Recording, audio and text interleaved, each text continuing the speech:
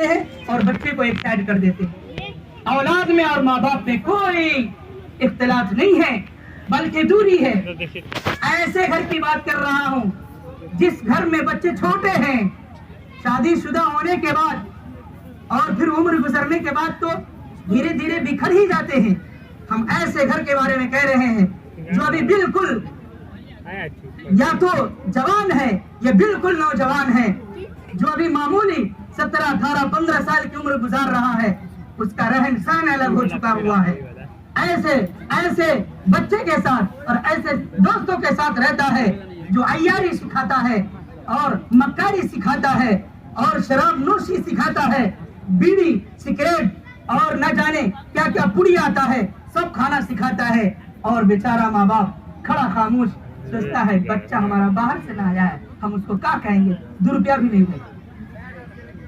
ہم 2 روپے کے چکر میں آخرت کو تباہ و برباد کرتے ہیں.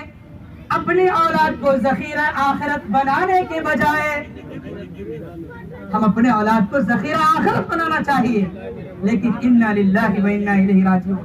ہم اپنے بچے کو نہ جانے آخرت ہماری جس سے تباہ و برباد ہو جائے ایسے ہم اپنے اولاد کو تیار کر رہے ہیں, اور پھر ہم غلطیاں دوسروں کو دیتی ہیں, غلطیاں موبائل کا نکالتے ہیں, غلطیاں معاشرہ کا بتلاتے ہیں. میں نے آپ حضرات کے سامنے قرآن کریم کی ایک آیت تلاوت کی ہے. اللہ تبارک و تعالیٰ نے ارشاد فرمایا وَلِتُكْمِلُوا الْعِدَّةَ, جب تم روزے مکمل کر لیے تو کیا عید کا دن ہے, آج خوشیوں کا دن ہے.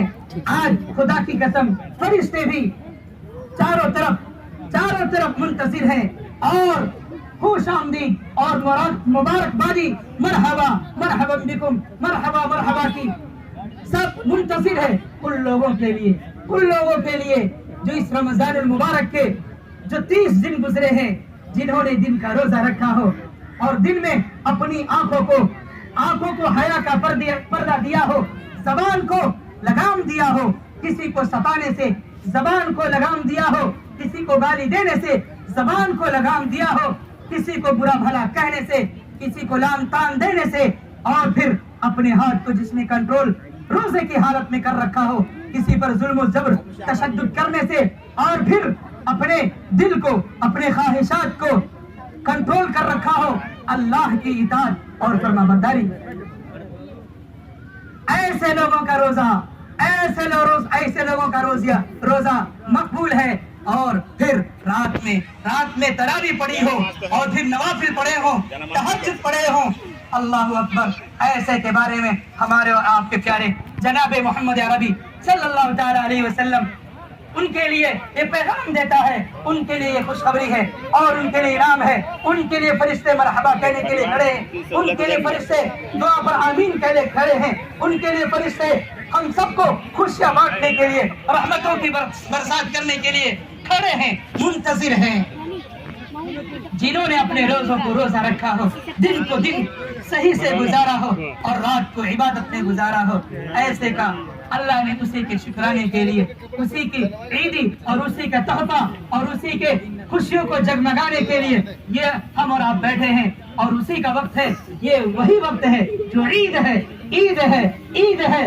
خدا کی قسم جس نے ایسا نہ کیا ہو, خدا کی قسم جس نے رمضان کی تحس کیا ہو, جس نے رمضان کے روزے کو پا کر بھی طاقت رکھ کر کے بھی اور مہلت مل کر کے بھی روزہ نہ رکھا ہو, خدا کی قسم اس کے لیے عید نہیں, اس کے لیے عید نہیں, اس کے لیے عید نہیں, بلکہ اس کے لیے وعید ہے, وعید ہے, وعید ہے, وعید ہے.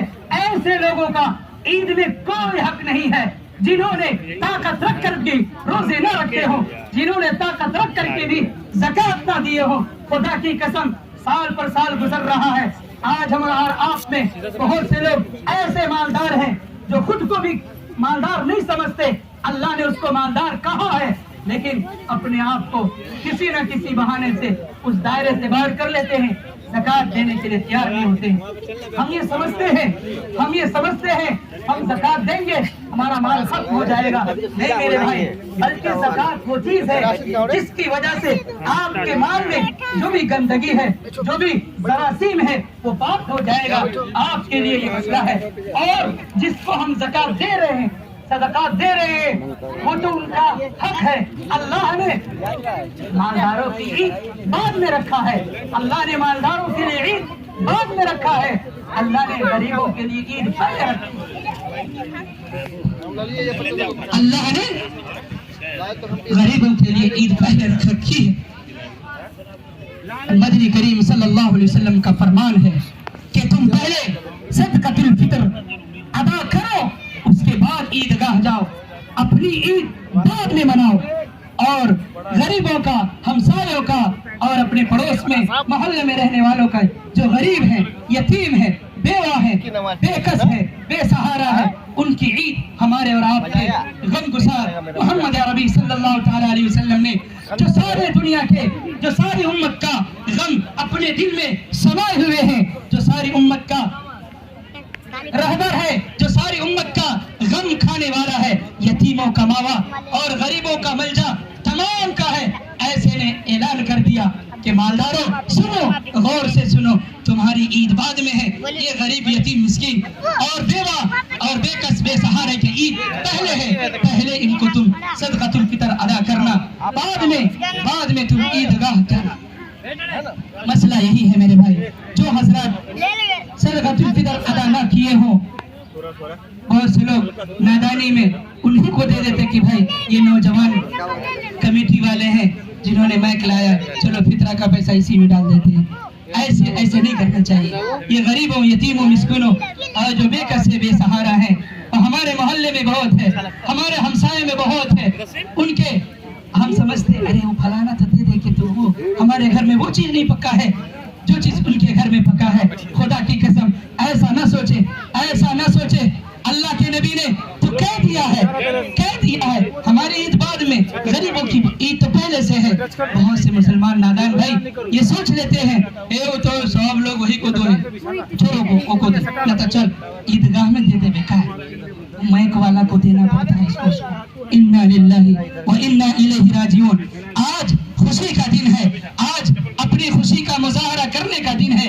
اللہ رب العزت ہمیں اور آپ کو ایسی خوشی میں ایسی خوشی عنایت فرمائے اور ہمارے روزوں کو قبول فرما کر آج جو برکات کے, انوار کے جو دن ہے, اللہ کے جو انعام اور اکرام اور اعزاز کا جو وقت ہے, یہ سما ہے, اللہ رب العزت ہم تمام کو نصیب فرمائے. ہم تمام کو اللہ رب العزت ہمارے حق میں, ہمارے تقدیر میں نصیب فرمائے اور ہمارے گناہوں کو مغفرت عطا فرمائے.